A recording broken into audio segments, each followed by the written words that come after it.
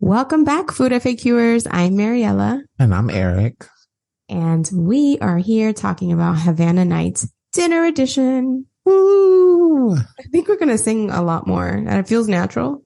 It does. It feels good. It does. It feels natural to me. It's who I am, Mariela. But anyway, we're going to be talking about Cuban food and like real deal Cuban food, the stuff we make at home when we want to have something authentic. And stuff you can make at home too. Absolutely. It's going to be recipes you can make at your home. Yeah, because we like to do things simplified. Like I don't do beans the way my mom does them. No. My grandmother never cooked. Honestly, she wasn't that kind of lady. And so I can't say my grandma's beans, but I can tell you that it's a canned situation and it's going to be easy for you to replicate. My grandmother made the best black beans. I know she really did. I remember that. Oh my God, it was so good. She didn't make a lot of great things. You know, like you and I talked about, like my mother and my grandmother, they were like workers. Like they weren't like, they didn't want to be home. Yeah. They like doing their thing, yeah. You know? And so your mom's a worker too. Yeah. So even though she still makes good beans, but she doesn't do it really ever now, but I don't have that gift. So I rely on the can and I'm fine with it. I love me a good can of black beans. They help you out in so many ways. Oh my gosh. Yeah. And especially the way that we do it, you'll see. Yeah. So I'm going to talk about first, we're just going to like jump right in here. Something called congri, or sometimes it's called, what is it? Moros, Christians and Moors. There's a whole history there, which I don't really even understand or want to talk about at the moment, but it is beans and rice cooked together so that the grains of rice are tinted a slight black color. And to achieve this is all you have to do. First of all, it's delicious because there's like, you've had rice and beans and they are good, but this to me, I like it more. Do you? So we're going to disagree. I actually like my black beans. So I like the white rice and then I like to put in the black beans on top of it. I like congri. Like, don't get me wrong. I'm not going to turn down congri. Like, what type of half Hispanic am I?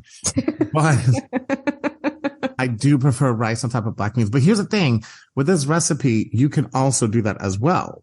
And we can get to that in a second, where you just make the beans and rice separate. Absolutely. And everyone really in my family agrees with you. But anyway, I love it.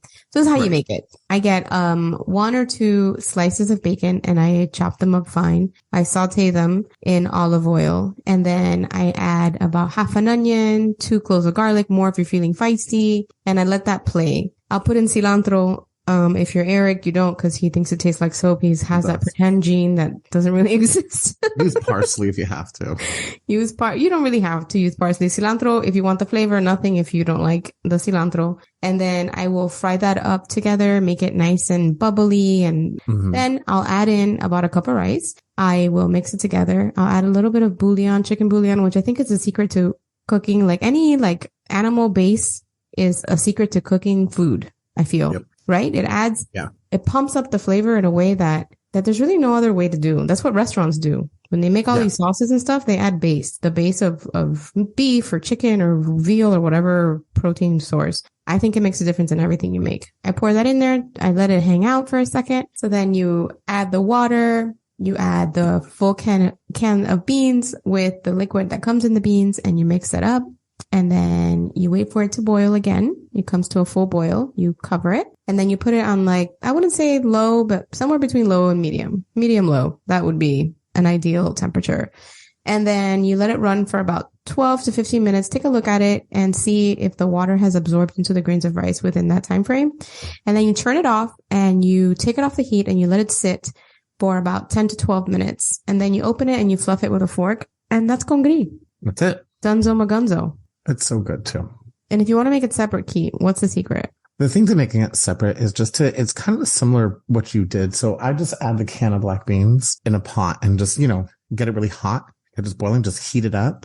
And then at the end, all I do is I just add some olive oil, salt, pepper, garlic, little capful of vinegar, and just keep letting it stir and until it gets kind of thick. That's it. You're done. And you could add the vinegar to the congri to it out. It works there too. And you can also do the same thing you said. You can fry up bacon and you can also use that bacon inside the beans also. Congri or black beans traditionally has like pork fat in it and chorizo and things like that. But this is obviously a quick version because there's like an all day bean version, but this is just like a really quick version and it comes out really, really good. Yeah, and it's like you can make it in the weekday, I make it in the weekday all the time because it's fast. Right. And this is the cooking that I do, fast cooking. I don't have the luxury of like eating shit and making beans for the entire day. Like I don't have that, nor do I want it. And bacon is my shortcut to Flavor Town, Guy Fieri, Flavor Town. You could put bacon in anything and it will make it it jazzes it up immediately. It does. And you can also do this with red beans too. So you have a can of red beans in your home. So, the part of Cuba my mother comes from, it's an area, it's called Holguin. And the province of Oriente, and they use red beans. So I grew up a lot on red beans more than black beans. But I love red beans. You could do red beans also in those. I actually prefer black beans, but me too. Red beans, you can definitely do red beans also, and this comes out perfectly. You can make the congri with the red beans as well, and it comes out perfect. And if you want to add, be a little extra and you have time, you can spread it on a cookie sheet and then put it in the oven and bake it. And that adds a toastiness to the rice, kind of separates the grains a little bit. And it adds another layer of flavor. If you would like to do that, I would recommend that as well. I never have time for that shit, but if I did, I'd do it. That's something you can do as a weekend thing. Yeah. So now we have the side dish out of the way. While that's cooking, right? Or actually, before you even start making the rice, what do you do, Keter? You make something to season your meat. Yeah, you got to make something to season your meat. And so we call that mojo. M-O-J-O. So you can also just say mojo. And so this seasoning, in Miami, of course, you can buy it in a bottle. And all of the places. And actually, I was here in the DC area and I was shopping at Lidl, and you can buy mojo in a bottle at Lidl. No. So that's pretty cool. But so this seasoning probably goes on everything we do meat wise, and you can make it at home. So it's really simple. It's just basically, it's extra virgin olive oil, salt, pepper, lime, oranges, onions, garlic, and you can bottle it. You could just put it in a pan.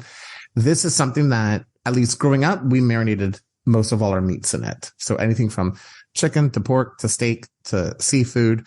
This was a staple in our home. So put on anything. You could put it on your vegetables as well. It's a really good marinade on vegetables. You can dip your vegetables in it before you roast them. But it's just simple and quick. You know what I'll do? What? I get a big plastic storage food bag, and then I'll just squeeze the lemons and the oranges right into it. I'll make a mojo just for the protein that I'm cooking that day. And it's the best because it's less mess. And then I just throw in the chicken thighs usually that I'll put in there, or the breast. And then I'll just tuck it in under the lowest shelf in the refrigerator. Done. Marinating down. It goes really good on roasted potatoes, by the way. That sounds so good. I've never tried it with vegetables before. It's really, well, think about it. We put it on yuca. That's true. So it goes really well on roasted potatoes. Never thought of that. I like that idea. I like that a lot. Living on the wild side, Mariela. Living on the edge. Too. You could make this a vegetarian dish if you're so inclined, I suppose. Yeah. And then you just cook it. I make literally everything in the air fryer. If you've ever made a chicken thigh in the air fryer, you're living. It tastes so good because the skin gets crunchy and the meat inside is nice and soft. So good. I don't like dark meat. I know you don't, but the breast is good too. I mean, it does dry it out, I think, considerably. It dries it. Yeah, I think it dries it out. I think roasted in the oven for a breast is a little bit better. Shit, not even. I'd rather just do it on the pan, right? With a little olive oil on the stovetop. It depends. The thing is, if a chicken breast is really thick, I like to butterfly it or, make cutlets out of it. Me too. Just to get it done. Just because I think when you cook thick chicken breast in the pan, and you totally can, of course, I just think it takes quite a while to do. You know what it is? I'm just hungry. I get it, girl. I just wanted to be fast. That's all I want to do. I don't have time for that. I never cook fat ass chicken breast. Who does? And who are these fat chickens? American chickens. That's what they are. Full of the antibiotics and I don't want to see them alive. I don't, because these breasts keep getting bigger and fatter and oh my God, I worry for these chickens. It's scary. But it's delicious. Don't get me wrong. When you say big breast chickens, I'm just thinking big titty chickens now. Every time I slice it, and now I remember maybe 15 years ago, you would slice a chicken breast and you would get 2 pieces, 2 cutlets out of it. Now you can get 3, 4, easy peasy McBleezy. My God, you're old. That must have been an era to grow up in. What a way to be alive. Don't you think they're bigger now? I don't know what happened. They are bigger. All right. They're much so mojo. Do it. Mojo. Delicious, easy, citrusy. I mean, there's nothing. I love a citrus. It is a good citrusy. Like, don't shy away from the lime and orange. Like, it's meant to be citrusy. It's meant to be a citrus glaze or marinade. Ooh, a glaze. And, well, that's what I was talking about. Actually, cooking it, you can reduce it down. I don't know if you've ever reduced it down before and glazed meat with it. Never, like a pork chop. Ooh, actually, I do it in pork chops all the time.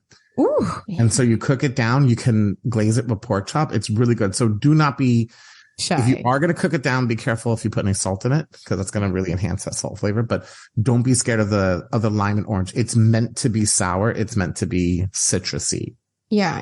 Well, traditionally we make it with sour orange, which is Correct. something you don't find really anywhere. Sometimes not even here. Honestly, it's not that easy to find sour orange. You have to go to like one of those very Cuban-y stores, supermarkets to find it. You don't just get it everywhere. Like El Presidente.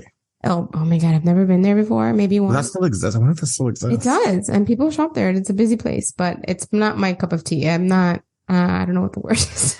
You're a Publix girl? Are you a Publix girl? No, I do Aldi. I'm not afraid. Girl. Oh, okay. Okay, I'll go to Aldi, but the Presidente is just, it's like a different place. I don't know if I'm traditional enough. It's a little old world. Yeah, and that's not where I'm at, you know. No, you got to be a little tough to go into there. So, do you remember back in the day, like, I mean, back in the 90s, do you remember Granada Supermarket? Like on Bird yeah. Road? Okay, so I'll never forget one day being in Granada Supermarket. I have no idea why we were there because my mother would never go there, but we were there. And I just remember seeing a lady smoking in the aisle. And just, so you know you're in a Cuban market in Miami in the 90s. When there's just this lady just shopping and just smoking in the aisles. Wow. I remember thinking, how amazing. This would never happen at Publix. But how incredible is that you could just smoke in the fucking aisle? Like, it's like, oh, you need some bread. Let me light up a Marlboro. So. That's amazing. But they do make really good chicharrones at those places. Absolutely. They make the best. And Cuban bread. Oh, and the Cuban bread is so good at those places. Yeah, the Cuban bread and the chicharrones are really good. Remember when they used to like make Cuban bread with chicharrones at some point? Do you remember that fad? No, what kind of fantasy world were you in? That's no, amazing. I swear to you. Yes, they would chunk it up. Yes, and they would put it in the bread and it would be part of like baked in there. Chicharrón. I don't know why I can envision it. I just don't know if I was fat enough to eat that. Oh, I was scared to eat it. No, don't be scared, girl. I'm gonna see if they still make it. If they do, I'm gonna bring it one day. I haven't brought you guys any pastelitos in like at least 2 visits. Yeah, Ryan is like literally counting it down. Oh shoot, I gotta get that. So I'm gonna see you soon. I'm so excited. Yeah, we are gonna see each other soon. So, but I think, wow, I've never heard that. Now, well, I mean, we're not talking about yuca, but my favorite is Tanya, you know, my great friend Tanya. Mm-hmm. Her grandmother used to make chicharrones and mix it with her yuca. And that was really good. That was so good. And she would home make her mojo also. I think she would home make her mojo on the yuca too. You have to. My mom even does that. She's pretty lazy in the kitchen these days. God bless. My mom was all about the always. She's like, there's no more mojo in the bottle. Guys, we're not eating. Let's go to McDonald's. We're just going to go to Burger King. We're done here. So. Gotta love them. Mojo's really good. Yeah, and it's easy, you know, and really you can I can tell you add half an onion, 3 cloves of garlic. Those could be starting points, but then make it your own. Add the things you like. Oh, you know what's good in there? Cumin. I love cumin inside mojo too. Me too. I love cumin. I have a thing with cumin recently. I don't know what it is. And the more I add, the more I like it. Cumin's also good in the black beans too. It really is. You're absolutely right. So you can add bay leaf. You should put a bay leaf in the black beans also. Bay leaf as well, which, you know, I don't know what flavor it imparts, but it feels like my ancestors are whispering in my ear. Right. I don't know if it imparts any flavor whatsoever. The dry little leaf that's in my cabinet for a month and a half. Yeah. But I'm just told to do it. And you have to. So I just do it. Absolutely. So that's dinner. In my house, this will be dinner. At least once a month, I will make congri and some kind of like citrusy chicken like this. And that's it. And sometimes, like I said, Cuban food is not famous for its vegetables, but you can absolutely make a side vegetable that is a complete afterthought, or a salad, or a tomato salad. Right. The ancestors won't like it, but no, they won't. But you can. Exactly. Right. You know what? Olive oil is healthy. So right. It's done. Enjoy it. Delicious. And then we're obviously going to have something sweet, because it wouldn't be us unless we had something sweet. And I remember one time I made these for you when you first moved. away. Yep.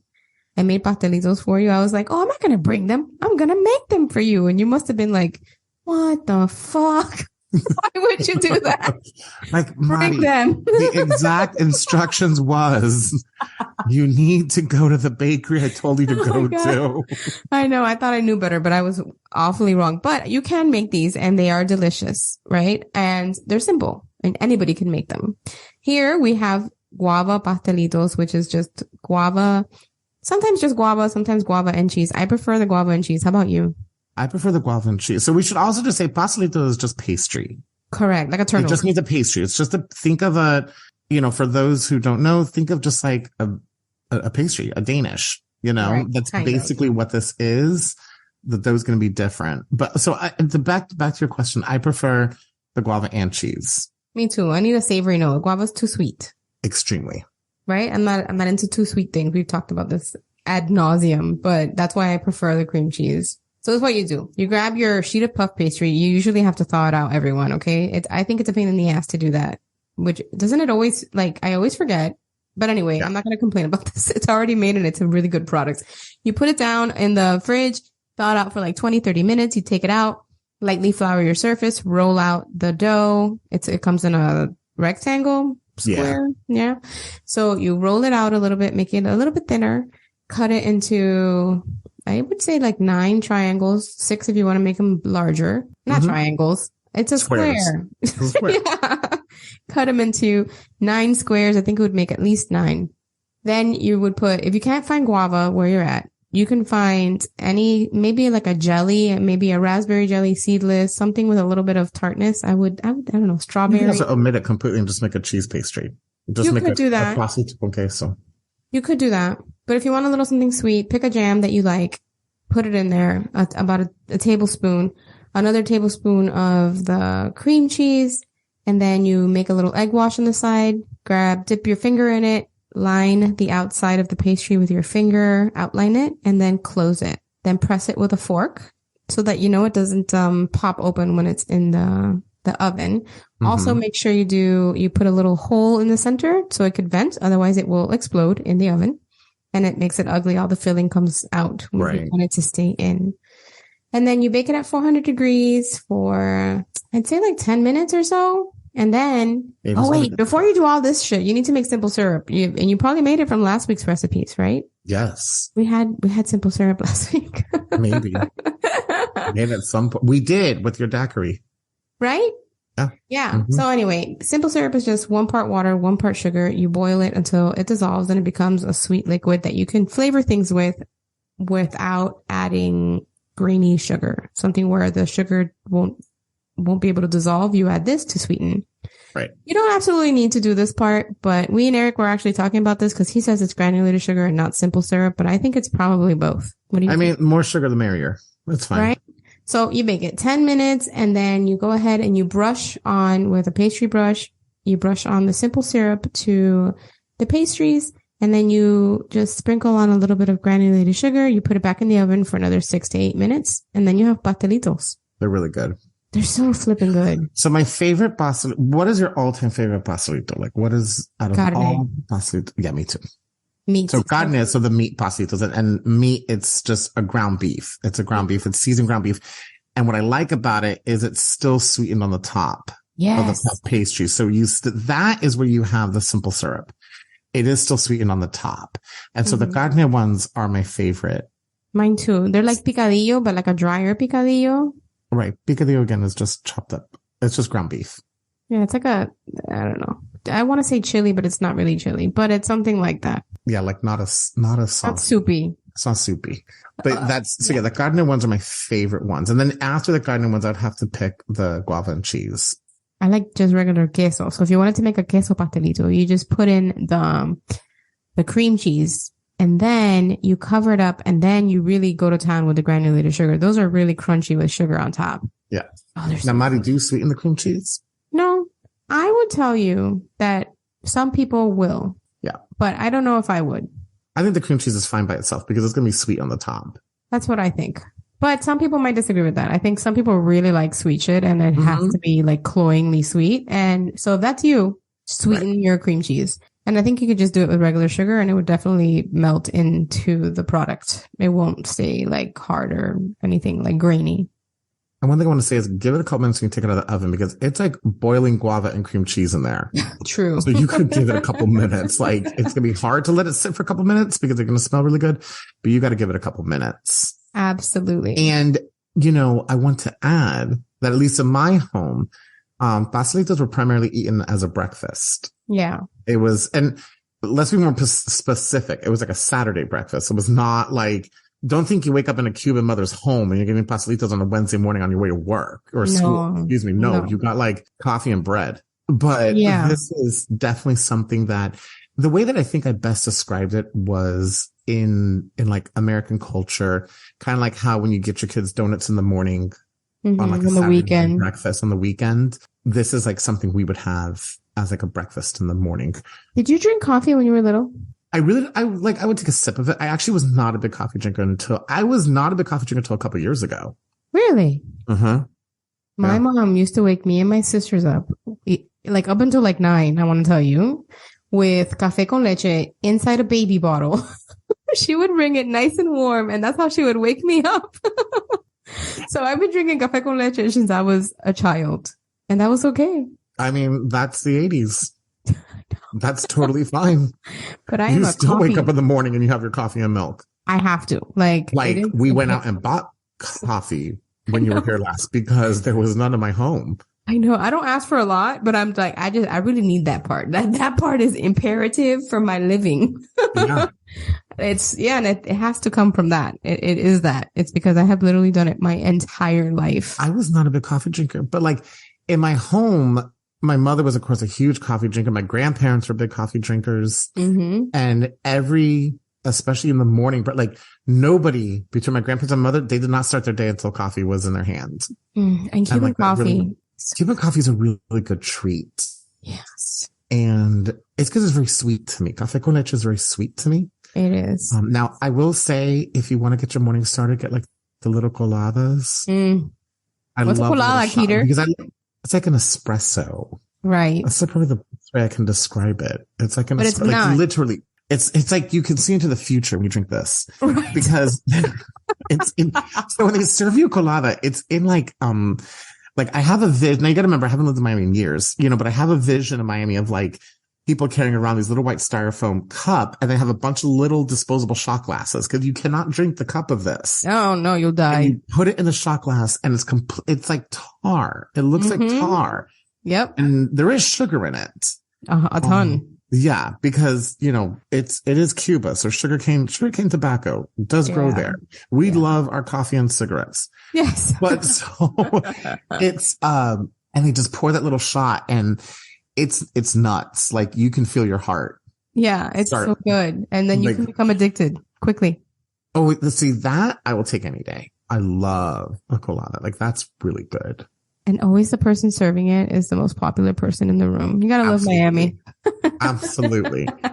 And like, see, I have that vision of like the little old man with the colada and just like serving it around to people, like just randomly standing in line somewhere.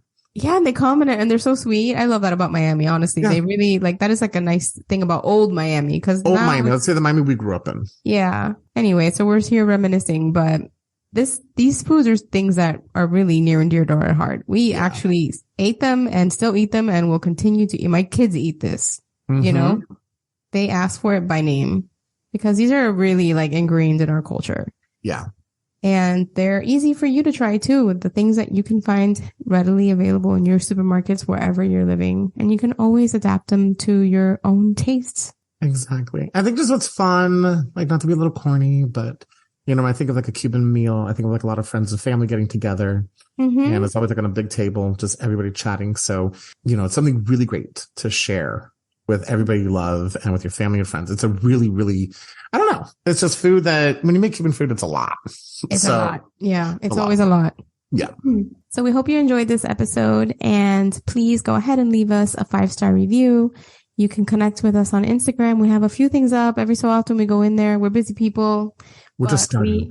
And we're just starting and we love communicating with you guys. So get in there friend us or whatever the kids do, whatever they follow. What do they do nowadays? Whatever they do nowadays, we're here. We're open to your suggestions. If there's anything you want to hear, drop us a line.